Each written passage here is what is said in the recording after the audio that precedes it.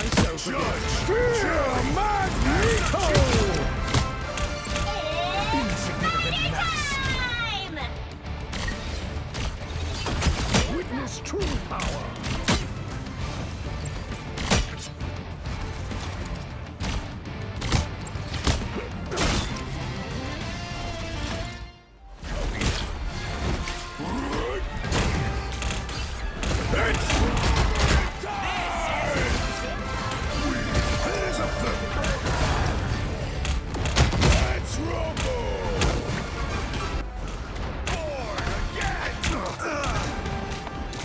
By the eye of Agamotto!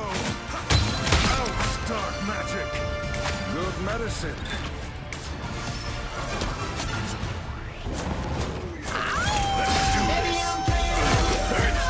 Shanti's power! That's the stuff! By now, there's a very good chance you've heard of Marvel Rivals. It's not a secret at this point. Game's been out for almost 4 months now, and it's really goddamn good. Surprisingly so, coming from someone who played a bit of Overwatch back in the day, but never really got too much into it. Total War and Warhammer are the backbones of the channel now, of course, but while I have thousands of hours of shooter experience from COD to Gears to Halo, and even Time Splitters back in the day, hero shooters have not historically been my vibe, really. And while Rivals is far from perfect, there are plenty of flaws I'll address later on. In this first section anyway, I'm going to heap so much praise on this title you'll think it's a sponsored video.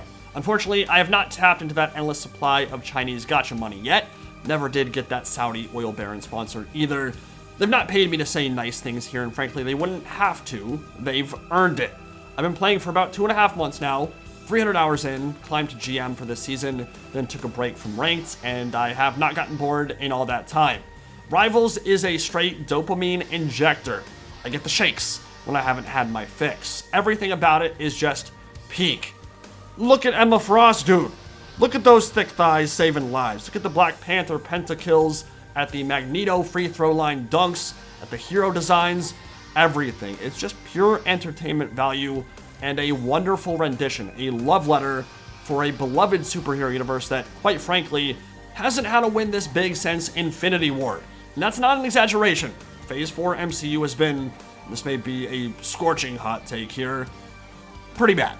But that peakness, for lack of a better term, is a weird juxtaposition, because in theory, Marvel Rivals is everything we've been told to be wary of. The worst elements of modern gaming all wrapped up in a single red flag.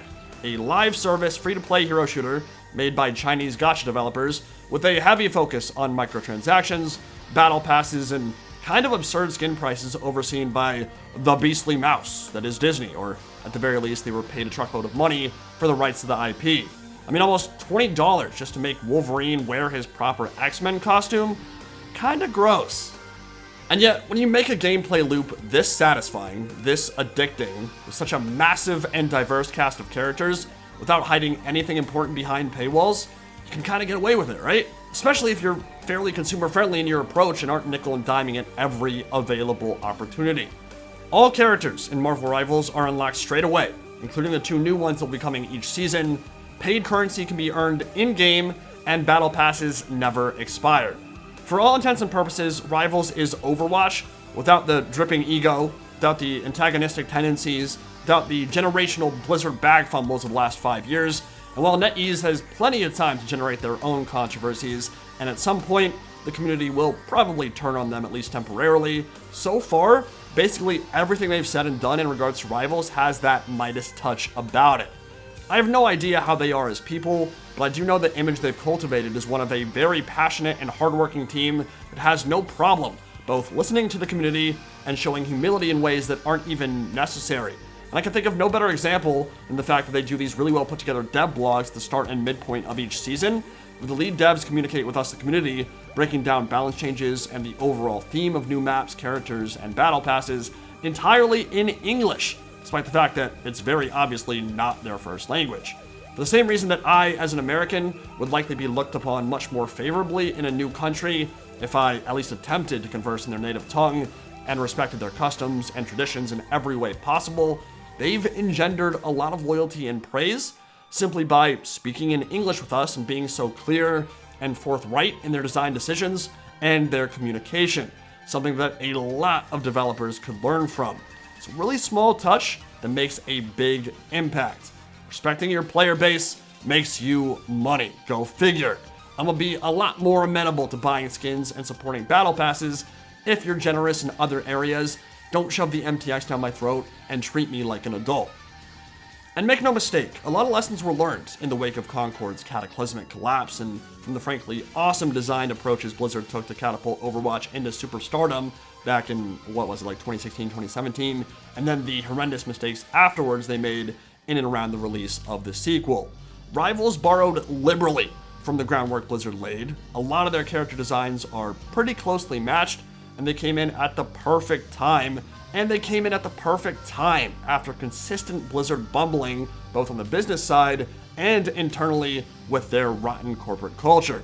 While I haven't looked at the financials for both companies, it certainly feels like NetEase has taken a sizable portion of the market share from an industry titan that in years past might have felt somewhat unassailable.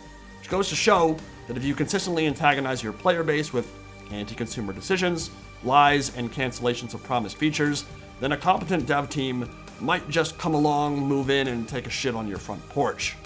Season 2 is just around the corner now. Emma Frost and Ultron are coming, and so am I. It's Hellfire Gala and Krakoa time. As a big X-Men fan, especially after X-Men 97, which was an incredibly good show, that Genosha episode, my god. I cannot wait to see what the devs are cooking here. The pace of creation they're working with right now is insane. They're aiming to release a new hero every single month for the foreseeable future, and more importantly, seem to have a pulse on what exactly is needed from those characters. For example, there are 3 rough class archetypes in Rivals: Vanguard tanks, DPS duelists, and healer strategists, and one of the big issues the core gameplay loop has faced is that there are way too many DPS options in comparison to other roles.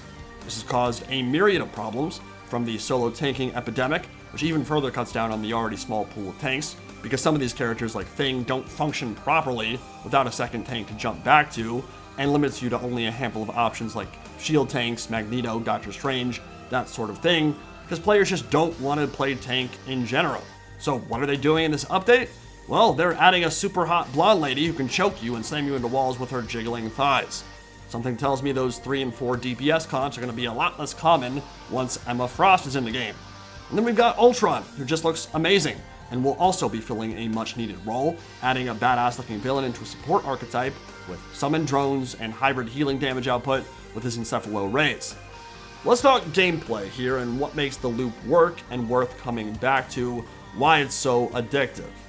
Number 1, Marvel Rivals is really easy to pick up and play, to learn the basics of pretty much every hero except Spider-Man, and understand their buttons and what they do in only a handful of minutes. But just like Dota 2, the application of when, where, and how to use them to properly manage your cooldowns, to position well to maximize damage or healing, while minimizing threats to yourself and your allies, well, all that takes hundreds of hours to become even remotely competent at, unless you have a background in similar games like Overwatch. But even for the Scarlet Witches of the world, the aimbot characters with an advertised 1-star easy difficulty, there is a lot to learn and master. Sure, if you're really good at shooters and have a lot of mechanical skill, you're going to pick up the game much faster than someone else would, but at the end of the day, there is a lot to learn from each character's abilities, even if on a surface level, they look very easy to play.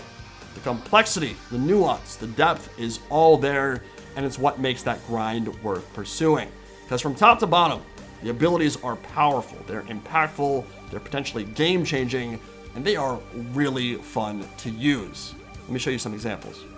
300 hours in, I just now started playing Star-Lord, and he's already become one of my favorites. Behind only Spider-Man and maybe 1 or 2 other characters, he is the most mobile character in the game by country mile, and everything he does is stylish as hell.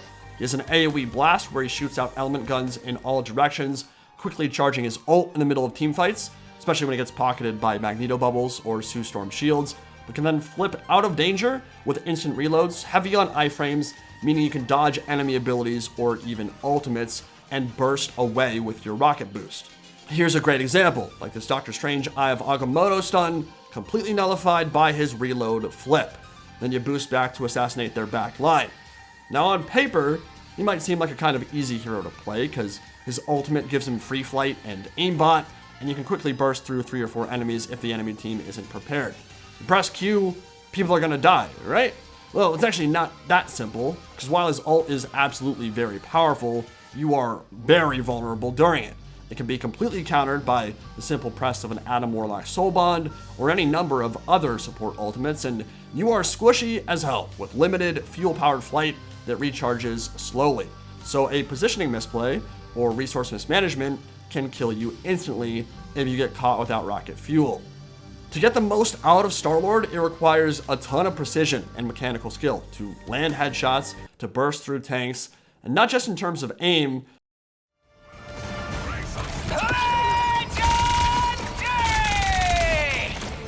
Patrick!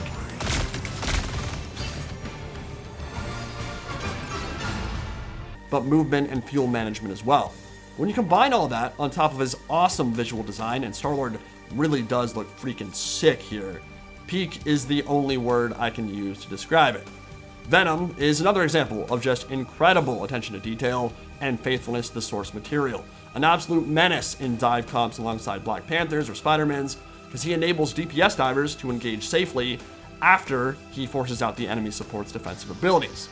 Very simple kit on paper, extremely hard to kill, but you're going to be completely useless in your games if you aren't on the same page as your team. He is a space creator. He enables other characters rather than dealing the majority of the damage himself. And that puts an intense amount of pressure on enemy supports when he's used well, but you tend to only have one web swing per engagement. It means your initiation and dive should usually come from a wall run, not from swinging in offensively. That way you have an escape with your web swing if you get focused down. Little things like that tend to snowball a lot over the course of a match, and just 1 or 2 deaths in the wrong scenario, or getting your ult a little bit slower, can make the difference in winning or losing the game. Rocket Raccoon is maybe the best example of this easy to learn, hard to master design philosophy and dynamic. He's a support character who can put down instant respawn beacons in the event that a teammate's picked off, and in so doing, can prevent the enemy team from snowballing in a subsequent 5v6 scenario. He's really easy to play initially because he's a tiny hitbox, has 2 dashes for escaping, the best wall run in the game, and can kind of mindlessly toss healing orbs off walls and in every direction possible, quickly earning his ultimate, healing up his team, plopping it down, giving the whole team a 40% damage boost with the CYA. This boost can be combined with 4 Venom and many other ultimates to burst through support ults like Luna's and team wipe enemies even when they think they're invulnerable. But he has a bad reputation for heal botting because new players think his main gun is useless and you're just supposed to sit back in safety and do nothing but toss orbs down range, right? Well, not really. Becoming a better Rocket player is to understand that while healing is still your main job, your movement, positioning, and use of that main Gatling gun will be the difference between climbing or getting hard stuck in certain elo. Because while the main gun is very short range and is not hit scan, which means you need to lead your targets because the projectiles are pretty slow, it absolutely melts people up close, especially tanks. So knowing when to stop the orb spam and when to bust out the big gun to burst through the Thing or the Venom, diving your back line, beating up on your supports, plays a big role in how effective you are as Rocket Raccoon. You don't want to be a heal bot trash panda with 25,000 useless healing and 87 damage. That is not how you make a large impact on the hero. Now, I absolutely hate culture war stuff. It's very frequently just grifting, stoking outrage, and manufacturing controversy to drive views and engagement to distract you from things that are probably much more important in your day-to-day life. And I will say, the fall of Western civilization is not when Eve from Stellar Blade's dress is made a tad less revealing, or when you can't jerk off to Whammon in the Vidya. You're not oppressed because you can't goon as much as you'd like. Marvel Rivals is definitely a gooner game, though. Don't get me wrong. With that said, I can still appreciate some sex appeal in a game like this one, and Marvel Rivals definitely has it. It's honestly kind of refreshing in a genre that obviously has never taken itself too seriously. It's comics. The character designs for both the men and the women, and the little adorable creatures too, are so peak, right? The dudes are jacked and handsome, well, there's a few unfortunate cases of pancake ass that haven't fully been buffed out yet like Black Panther's was. The women are hot, Emma's thunder thighs are saving lives and literally jiggling, and though there are a few misses in terms of base kit and visual flair, and a few odd choices and omissions, the vast majority of this cast instantly evokes all things you'd associate with that character. You can immediately recognize who they are and what they're all about. They pop, and they have really fun and impactful abilities. Compare it to a game like Marvel's Avengers, which went for more realistic physiques, which comparatively look downright ordinary and in some cases schlubby, where all the heroes look like cosplays at a third-rate comic convention. It's kind of brutal. There's a certain amount of style that superheroes require that you expect from comic material, and at least in video game form, a medium where you have a lot more room to experiment than live action, I want the characters to look good, and I think that's reasonable. I want the proportions to be maybe a little bit exaggerated if it means Black Panther's and Black Widow's ass look a little bit nicer, or Cap's bulging biceps pop out a bit more, or Emma, goddamn. I don't think I need to go on too long here. All the characters are hot and they're dope, and yeah, I'm down bad. Would. Nice question. But as I stated at the start of this video, Marvel Rivals is still not, by any stretch of the imagination, a perfect game. There are plenty of problems too, but so far the devs have shown willingness to listen and address them. Quick play is kind of dog shit, exacerbated by the fact that no one wants to play tank and that solo tanking isn't very good. You typically need two to get the most out of the role, so people dogpile at the first pick DPS, leading to bad team comps and poor quality games. It's inherently a snowbally type of shooter, so matches can turn lopsided very quickly, especially if they are not balanced well, and there has been some accusations of engagement-based matchmaking designed to keep you playing and chasing that high rather than find you fair matches, and it can lead to long and frustrating loss streaks. Now, I don't necessarily buy into that fully, but NetEase does have some history on the topic, and in fact an entire paper about their algorithms for matchmaking, so take that as you will. Character balance is far from perfect, and some have what I consider to be somewhat unhealthy playstyles that don't just counter, but outright invalidate entire classes. Looking at you, Wolverine, the Tank Buster. Support ults can be somewhat lacking in inspired design. Luna and Mantis have very similar ultimate abilities, and Invisible Woman is right there too. They tend to just press Q. They stall the game for 6 to 12 seconds with nigh invulnerability. Not super interesting, and there's some issues with readability at a glance. Thor Containment Field and Dagger Healing Bubble looking the exact same. 4 white blonde women with a blue-white color scheme. Not really ideal either, can make it hard to tell who the enemy is at the corner of your eye. That kind of thing. And certain characters just aren't very good right now. Probably need some buffs. But absolutely one of my biggest complaints, something that may negatively impact y'all's experience as new players, is smurfing and secondary accounts, and in my opinion, this is one of the largest problems facing Marvel Rivals right now. For those who don't know, in a free-to-play game, smurfing is always going to be an issue to an extent, because it's when a veteran, experienced player makes a new account to go poop on noobs. The only person having fun when an Eternity-ranked Star-Lord makes his 7th account for yet another bronze to one above all speedrun is the Star-Lord, right? Little Timmy, the 7-year-old child, playing his first video game, should not have to face down Necros the Silver Smurf or Spider-Man every other week, just because making a new account costs nothing. About a month ago in Diamond, I actually played against a smurfing Black Widow, who was either High Celestial or Eternity on their main account, and it was the lamest shit ever. She was like level 18 in Diamond, which means she climbed a Diamond insanely quickly, had a 90% win rate, only a few hours of Widow, wasn't even Knight on the character yet, which means she did not have much time on her, and yet was somehow just running the lobby entirely. Went like 30-1 in the first attack phase, hitting no-scopes from across the map, bullying supports with headshots, freakishly accurate. Was not cheating, was definitely smurfing. Now, we actually ended up winning that game by going triple tank, forcing her to switch to Punisher on defense, but if she was doing this in a high diamond lobby or a low GM lobby, imagine what those poor kids in silver and gold had to deal with, right? She was brutalizing them on her climb. The dude was cracked, and never been abused like that in my life. It was insanely unfun. There need to be placement matches to severely cut down on the time Smurfs can spend in low ranks they don't belong in, and NetEase should heavily consider banning secondary and tertiary accounts. One player, one account. Dota 2 did it, other competitive games have done it, NetEase absolutely have the resources to do the same. Dota only just recently actually cracked down on the same topic hard, but they absolutely had the right idea in how they implemented it, and now, if you're like Koikva or Wagamama, like a 12k to 14k MMR player playing at the absolute highest level, and you try to make a new account, it will be banned within a game or two sometime sooner. Which means the poor little Timmies who just started playing the game for the first time aren't going to get shit stomped the second they join.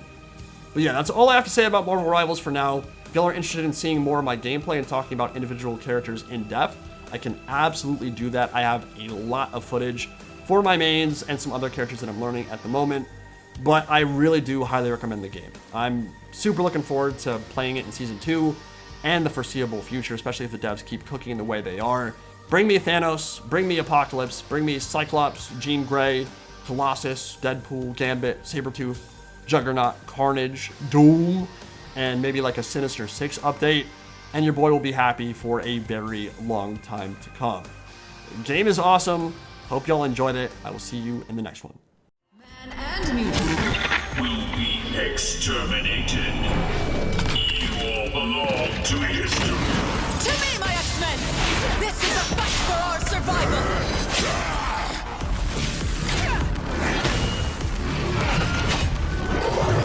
Then try to stay alive just long enough to